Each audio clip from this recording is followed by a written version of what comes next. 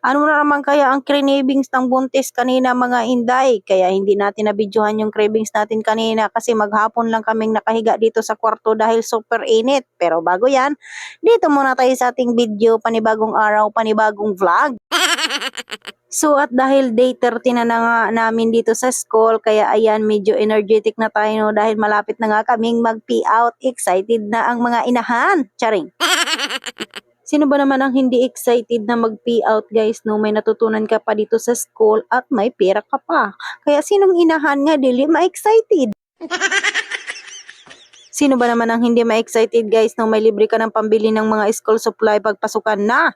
Kaya excited talaga ang mga inahan na mag-pee out na kami ngayong May 15 yung pee out namin or last day namin no? Kaya ayan excited na ang mga inahan. So dahil ang cravings natin kanina hindi ko na videohan guys no, nagpaluto kami ng french fries kanina dahil nga nag-deliver na yung panel dito sa amin ba ng mga hotdog ganyan, kaya kumuha na lang din ako ng french fries. So ayun na lang din yung kinain namin guys no, nagpaluto na lang ako ng 1 kilong french fries para sa aming lahat dito sa bahay.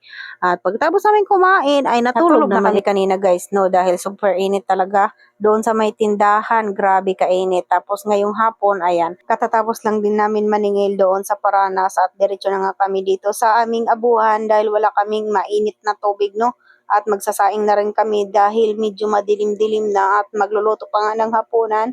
Kaya dito na talaga kami nagtatambay sa likod bahay. Kaya medyo nakakatipid-tipid na talaga kami ngayon ng gas, guys, no? So ayan, medyo madilim-dilim na. At ako ay magsasaing nga, nabibidyohan ko pa yung 2 pusa doon sa gilid, no? Ayun yung mga pusang gala dito sa amin ay napakadami.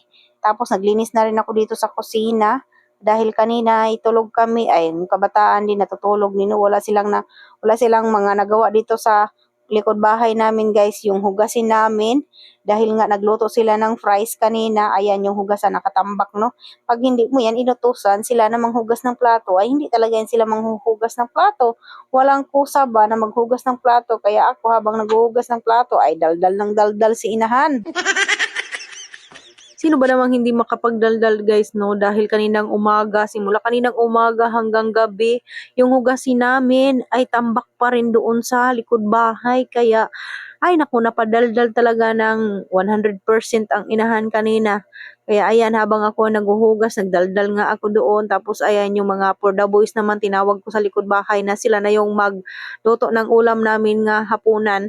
Para pagkatapos ko maghugas ay kakain na kami dahil si Alter, tingnan mo naman yan si Alter guys, nung nagugutom na siya, nagpagawa na siya ng cup noodles. Tapos dahil luto na yung aming pagkain, ayan, naghabhab na ng inahan no. Kaya naulian na ang inahan pag humampanghugas. Sige, giyaw yan. So kami yung unang kumain dahil ay ano pa mang unsa pa mga to ang istoryahan ani kay naluto naman kay pangaon na ta. Hindi kasi kami nananghalian kanina guys no, yung price lang talaga yung nakain namin kaninang tanghali. Tapos ayun, pagkatapos namin kumain ng tanghali, ay hindi na kami kumain no kasi busog naman kaming lahat dito sa bahay. Kaya ayan, hapunan na lang itong isda na binili ko kanina, pinaano ko na lang siya, pinasugba ko ba. Para ngayong hapon, ayan na ngayong aming hapunan at medyo gutom na nga yung lahat. Kaya pala hindi sila nag-ano kanina kasi nga walang ulam nga doon sa kusina. Hindi kasi kami bumibili ng maraming ulam ngayon guys no, kasi ay minsan nasasayang lang talaga, napapanis ba doon. Kaya ayan, kung ano yung ano namin ay yun na lang din yung iuulam natin. No? Huwag na tayong maghanap kung ano-ano pang mga ulam-ulam dyan. Basta ayan na, wala kaming gulay ngayon. Kaya ayan, pag sabi na kain, ay kain na. Kaya baka maubusan ka, ay nganga ka talaga. Mas maganda talaga yung sabay-sabay kumain guys no, kahit konti lang yung ulam ay nagkakasya talaga siya. Kaya ayan, sabay-sabay na nga kami, tinawag ko na ngayon si Papa Udon dahil nagagawa na siyang lumpia wrapper ba kasi nga duty niya ngayon. Sabi ko sa kanila ay magsikainan na nga tayong lahat para mamaya ay magsakto yung ating isda na ano ba, sinugba.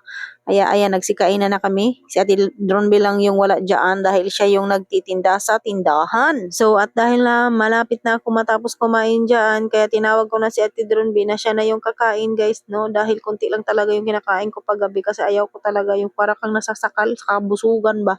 Kaya ayan, sinasabihan ko si Ate Dronbe dyan na siya na yung susunod kakain, ako na yung magtitinda sa ating tindahan. Tapos yung aming mga tauhan sa labas, sinabihan ko na kumain na kayo at baka kayo maubusan ng ating sinugba na masarap-sarapin. Charing. Masarap talaga yung inihaw na isda, medyo mainit-init pa talaga. Kaya ayan, ano talaga niyang isda, no? Yung kahit matabang ba yung isda ba na sinugba namin, masarap talaga kainin pag medyo mainit-init pa. Ayan na nga sa Tidrumbi, sinabihan ko na siya na kumain na siya. Tapos yung kanin namin ay sa kahoy pa niloto. Kaya ang sarap talaga, pero bawal sa atin na kumain ng madaming kanin kasi aywan ko, nagdagdag na naman ulit yung aking timbang mga inday. Kaya ayan, nag-aalala na ako, no? So, ilang days na rin kami hindi nakapag-walking-walking dahil wala nga akong kasamang mag-walking-walking. Kaya ikaw, Ate Jazz, umuwi ka na para may kasama akong mag-walking. Kasi 3 days na ata akong nakatambay lang dito sa bahay namin. Charing!